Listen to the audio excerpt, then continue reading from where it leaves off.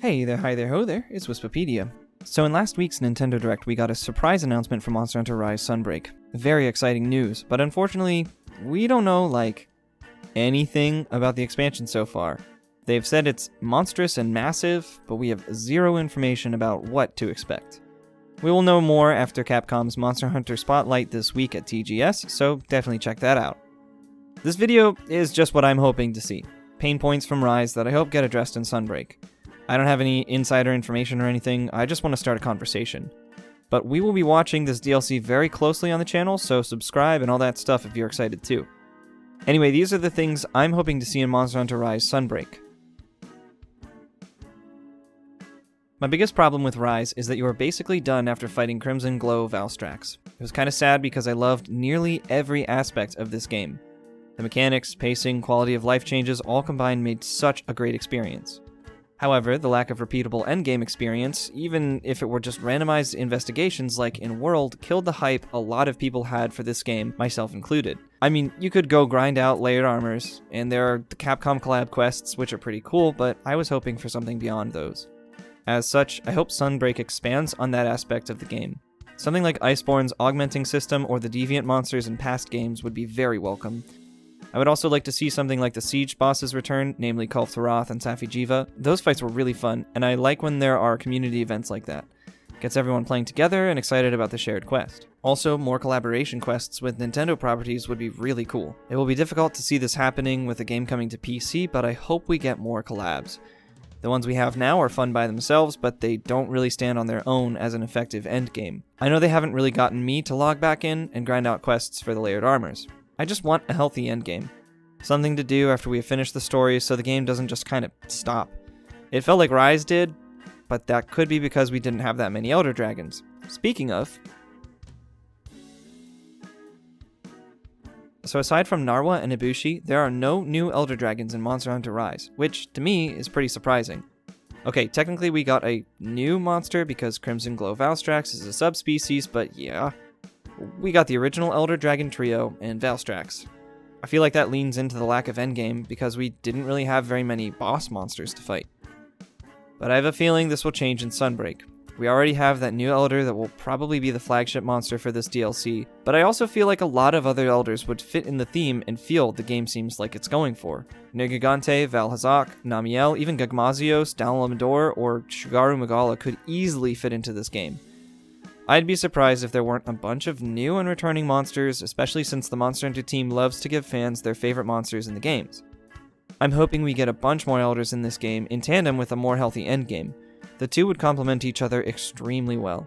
And if we're going to have a bunch more stuff to fight, it'd be really cool if we had new ways to fight those monsters.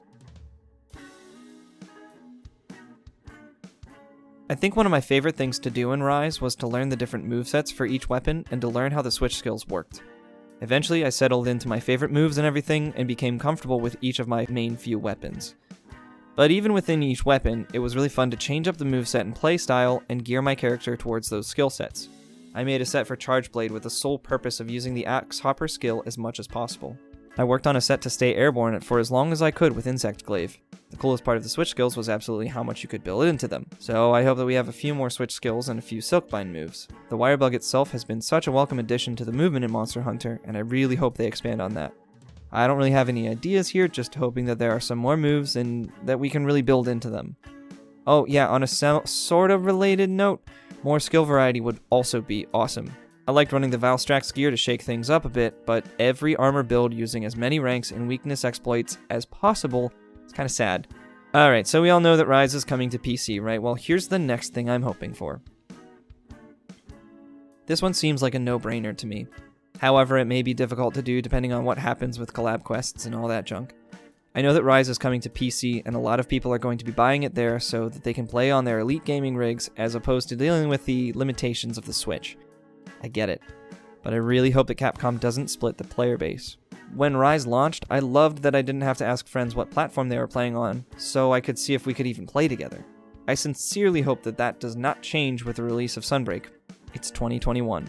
There are so many games that are incorporating cross-platform play that it would be such a bummer if this doesn't have it as well. That said, a cross-save could alleviate some of this issue, except that it would require someone to buy the game and DLC twice just to play with friends on both platforms. I don't know many people who would be willing to do so, and understandably so.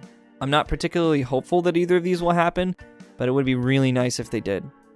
But okay, it's time for the last thing. I may be about to ruffle some feathers. Some of you might be so mad you would consider going on a rampage. Get it? Alright, Rampages. Either lean into them and give us Rampages we could fail, or just kinda leave them in base Rise. I liked Rampages. It was like Mario Party for Monster Hunter. But I didn't love that we could not fail the quests. They were pretty fun, but there wasn't really a sense of urgency, or even a sense that I needed to get the quests done. You just kinda did them. And sure, you got the Rampage tickets to ramp up your weapons with different skills, but the skills weren't really all that game-changing. They have a fun core idea. Fight as many monsters as possible to defend the city, but that's kind of it. Some advanced Rampages that are more difficult, have failure conditions, and are more rewarding would be really cool. Maybe include a way to level up armor from using it in Rampages, or even upgrade beyond the initial levels with Rampage tickets.